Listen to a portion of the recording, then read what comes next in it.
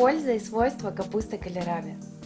Использование кальраби в пищу обусловлено не только отличным мягким вкусовым качеством, но и теми полезными свойствами, которыми эта капуста обладает.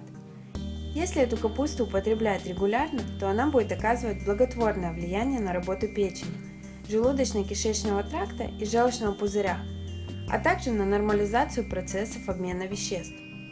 Благодаря мочегонному эффекту употребление кальраби провоцирует выведение из организма излишней жидкости, из-за чего этот овощ активно включается в меню гипертоников.